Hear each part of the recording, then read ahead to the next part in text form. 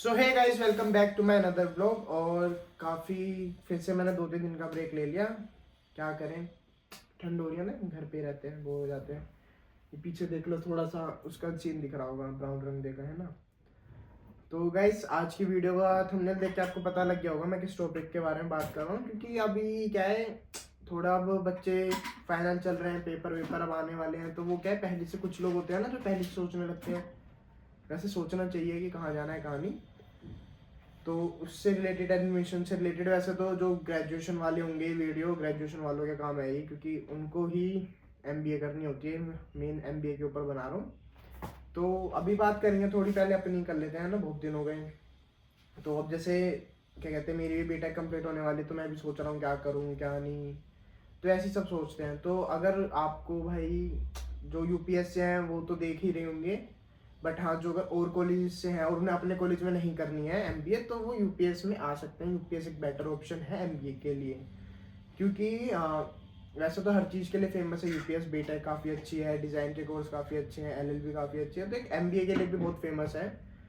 और 2 साल का कोर्स होता है, तो 2 साल अपने देहरादून में अच्छे से बढ़िया से काट के जाओ, मजे वजे लेके जाओ और पढ़ के जाओ। क्योंकि काफ़ी अच्छा इन्वायरमेंट भी है, और लोग भी कह सकते हैं काफ़ी अच्छे। वैसे इतने हैं नहीं, वो तो हर जगह किसी यही बात है। तो अभी बात करते हैं, thinking of pursuing an MBA but don't want to go through entrance exam. हाँ, जो मेरा आज मेन टाइटल रहेगा ना इसका, डायरेक्ट एडमिशन।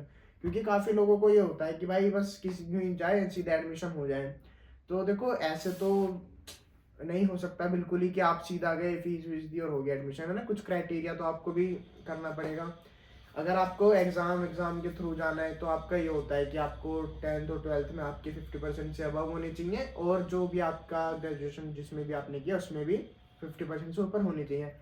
बट हाँ, अगर आपके 80% से ऊपर है ना, तो आपको डायरेक्ट एडमिशन मिल जाता है एमबीए में। बट उसके लिए भी आपको एक इंटरव्यू देना पड़ेगा। जो भी आपके मार्क्स वार्क्स तो चलो आपके हो गए कि चलो हमने मान लिया टैलेंटेड है, बट उस थोड़ा सा टैलेंट हमें देखना होगा ना। तो उस वजह से कॉलेज वाले इंटरव्यू लेते हैं।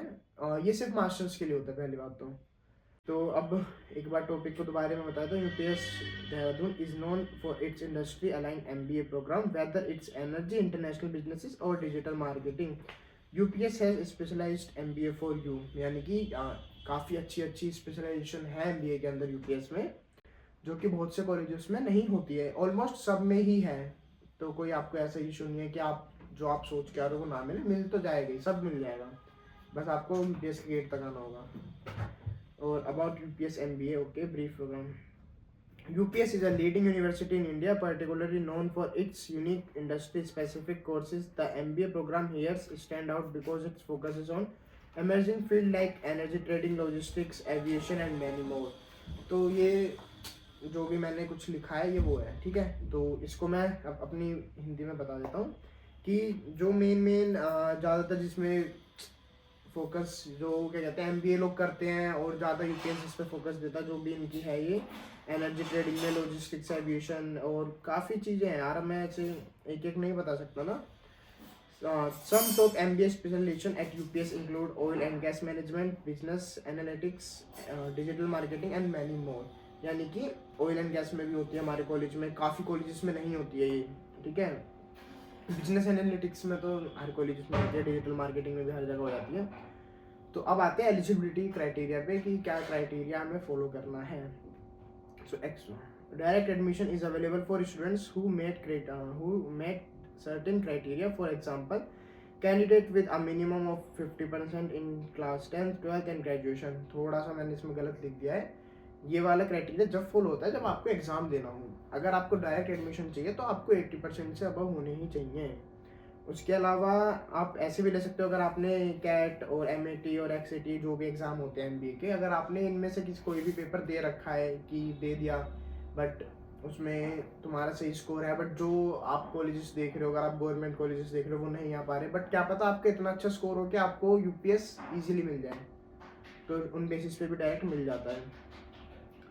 और डायरेक्ट एडमिशन प्रोसेस, ओके। अब हाँ, अब मेन आते हैं डायरेक्ट एडमिशन, जो जिस चीज़ के लिए मेन वीडियो है। तो visit the UPS official website and fill out the application form. तो मैं अपने डिस्क्रिप्शन में ना फॉर्म के लिंक दे दूंगा, तो वहाँ से आप उस लिंक को ओपन करोगे तो फॉर्म आ जाएगा।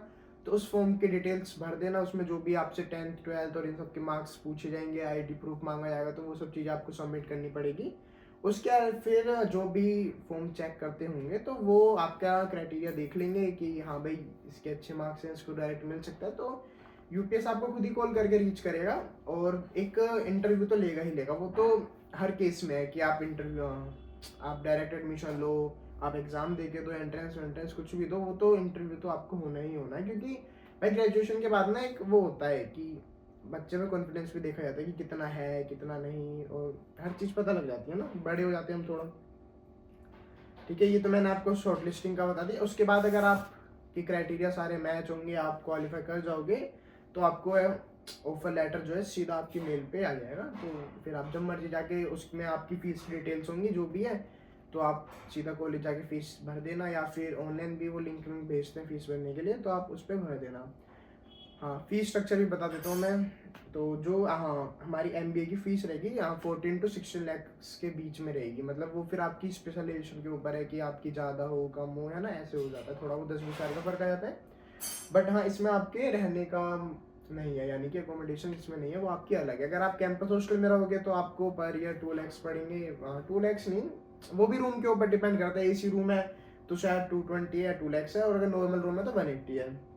बट हाँ, अगर आप कैंपस के बाहर देखते हो तो काफ़ी सारे ऑप्शंस मिल जाएंगे आपको, 180 भी मिल जाएगा, फिर वो आप थोड़ा बार्गिन करोगे तो 170 116 सब में मिल जाएंगे इजीली।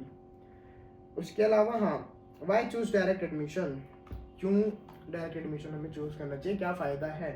तो भाई इसका ये फ़ायदा है कि एक तो सारी सिरदर्दी ख़त्म हो जाती है कि पहले एग्ज़ाम दो फिर वेट करो, नहीं ऐसे नहीं, पहले फॉर्म भरो, ठीक है, फिर वो भेजेंगे लिंक कि इस डेट को आपको एग्ज़ाम है, आपको एग्ज़ाम के लिंक भेजेंगे, फिर आप एग्ज़ाम दोगे, फिर उसके रिजल्ट का वेट करोगे, तो ना काफ़ी सिरदर्दी रहती है। और इतने में ना फिर दिमाग इधर उधर होता रहता है ना कि यार उस कॉलेज में भी ट्राई कर लेते हैं, उस कॉलेज में भी ट्राई कर लेते हैं। तो अगर आप डायरेक्ट एडमिशन लोगे तो सीधा एक बार में डिसीजन लो, गए और लिया, एडमिशन हो गया। बट हाँ, उसके लिए आपकी थोड़ी सी, आपने अगर अपने 10th 12th में या ग्रेजुएशन में थोड़ा ध्यान दिया होगा तो वो ईजिली मिल जाएगा। 8 CGPA पे लानी कोई इतनी मुश्किल बात नहीं है, आराम से आ जाती है। ठीक है, अब वो मेरे को देख रहे हो क्या हंस क्यों रहा हूँ, तो वो एक अलग रीज़न है। जो मेरे कुछ दोस्त देखेंगे ना, वो मेहनत नहीं करते, वो ऐसी हैं, तो ये उनके लिए था। भाई आसानी से आ जाती है, पढ़ो 8 CGPA तो 2 दिन पहले पढ़ के भी आ जाएगी। उसके अलावा बेनिफिट्स बता दिए। हाँ, थोड़ा कैंपस का बता देता हूँ। अब जो है इसको बंद करके कैंपस का देते हैं। तो भाई कैंपस हमारा 2 कैंपस है, बिधोली और कंडोली। बट एमबीए जो है वो कंडोली कैंपस में होती है, जो कि वो मेन कैंपस से अलग है। मेन कैंपस हमारा बिधोली वाला है, जिसमें बीटेक होती है, डिज़ाइन होती है, स्कूल ऑफ इंजीनियरिंग है, ये सब एमटेक ये सब उसमें हो गई। और ये भी वैसे तो 2 ही कैंपस है, तो इनमें क्या ही इतना वो ज़्यादा डिफरेंस है भी नहीं, ना ज़्यादा दूरी पे है। ये 3 से 4 किलोमीटर पड़ता है डिस्टेंस बीच में, जिसमें कि कॉलेज वाले बसें चलवाते रहते हैं कि जो उस कैंपस का है उसको इधर आना है, इधर के उधर जाना है, तो चलता है।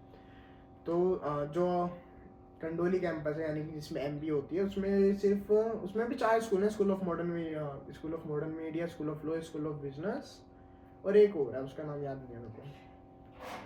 तो हाँ, स्कूल ऑफ लिबरल स्टडीज़, देख लो भाई, नॉलेज तो पूरी हो गई है मेरे को। तो यही है भाई, वहाँ पे वो वाला कैंपस भी अच्छा है, ये वाला कैंपस भी अच्छा है। खासकर मानसून में दोनों कैंपस इतने अच्छे हो जाते हैं, क्योंकि भाई बारिश पड़ती है और देहरादून का मौसम इतना प्यारा हो जाता है ना रेनी सीजन में। मतलब ऐसे चारों तरफ ग्रीनरी, और वैसे भी वहाँ पे बहुत ग्रीनरी है। अब वो ग्रीनरी समझ गए होगे मैं कौन सी कह रहा हूँ, तो लड़कों का तो बहुत प्यार से मन लगता है। ठीक है, बस मन लगाने वाली होनी चाहिए, तो मन तो लग ही जाएगा तुम्हारा। उसके अलावा जो वहाँ का कल्चर तो कुछ नहीं है भाई, सब बाहर से ही है, तो लोकल है नहीं कोई, तो इतना ज़्यादा वो नहीं है कि मतलब वहाँ पे लोकल्स का ज़्यादा इंटरफेयर है, ऐसा कुछ नहीं है। सब बाहर से, हर जगह से आ रहे हैं, तो सबका मिक्स कल्चर कह लो, जिसको जैसे रहना है वैसे रहो।